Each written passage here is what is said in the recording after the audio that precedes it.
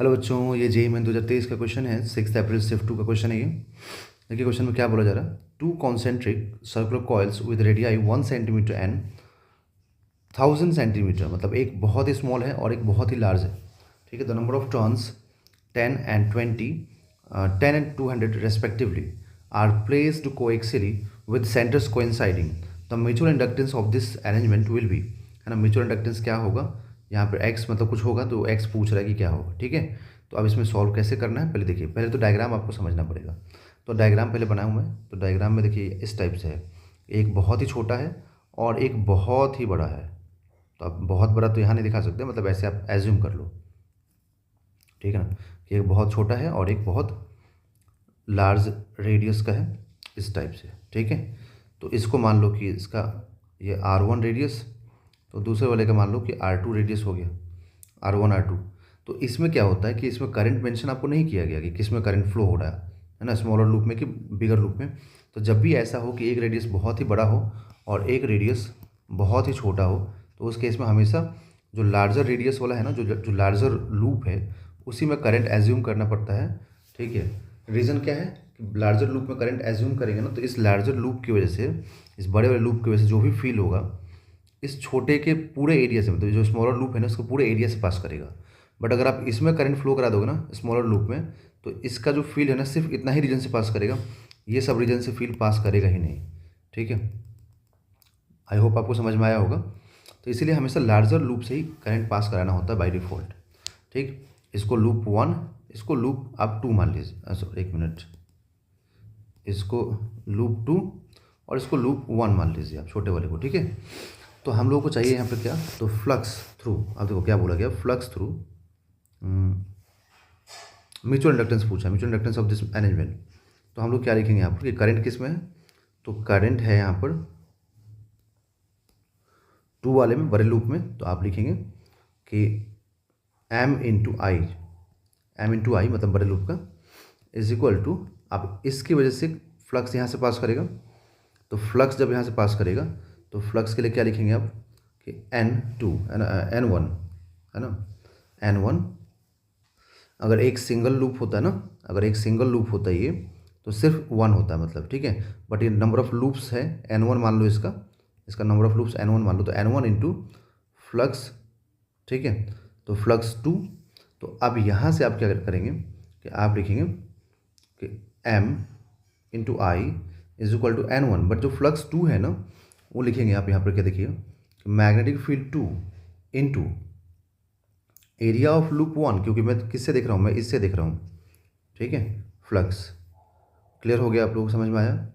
तो यहाँ से मैं लिखूँगा क्या, एक मिनट, ये फ्लक्स थ्रू 1 होगा ना, हाँ फ्लक्स थ्रू 1, तो ये B2 इंटू A1। अब यहाँ से क्योंकि फ्लक्स थ्रू इसके थ्रू देख रहा हूँ फ्लक्स में, तो इसलिए B1 कर दिया इसको।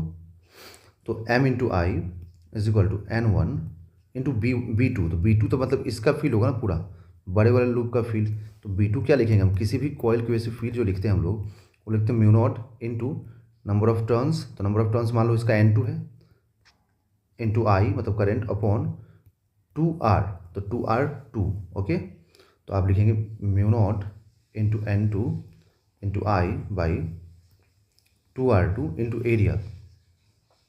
तो अब इससे पास करें ना फ्लक्स, तो इसका एरिया लिखेंगे, इसका एरिया कितना है, πr1²। ओके, तो यहाँ से अब ये I से I तो कैंसिल हो जाएगा। ठीक, तो म्यूचुअल इंडक्टेंस का जो फॉर्मूला है ना, मतलब जो कॉन्सेप्ट आएगा उसके अकॉर्डिंग N1 N2 इंटू, अब देखिए ये पाई रहेगा और ये μ0 रहेगा। ओके, ये R1² बाई 2R2। ठीक है, तो अब N1 N2, तो ये नंबर ऑफ टर्न्स की बात करें हम लोग, तो नंबर ऑफ टर्न्स कितने हैं यहाँ पर, नंबर ऑफ टर्न्स है 10 और 20, 10 और 200। तो 10 इंटू 200 इंटू μ0, मतलब ये 4 पाई इंटू 10⁻⁻7। ठीक है, अपॉन 2 इंटू एक पाई है यहाँ पर, और R1 मतलब बहुत ही छोटा है, R1 कितना है, 1 सेंटीमीटर है ना, R1 1 सेंटीमीटर है। तो आप यहाँ पर रखेंगे 1 सेंटीमीटर इंटू 10⁻², मतलब 1 मीटर में कन्वर्ट कर दो, उसका स्क्वायरिंग अपॉन एक 1000 सेंटीमीटर है, 1000 इंटू 10⁻²। अब देखिए यहाँ पर ना ये 2 और 2 4 इंटू π², ओके, और इंटू में ये 10⁻³ और ये 7, तो 10⁻⁴, ठीक है। और यहाँ से ये 10⁻⁴ आता, और इधर से 10⁻³ इंटू सेंटीमीटर में कन्वर्ट करने पे इतना आता, तो ये कैंसिल हो जाता है, ठीक है।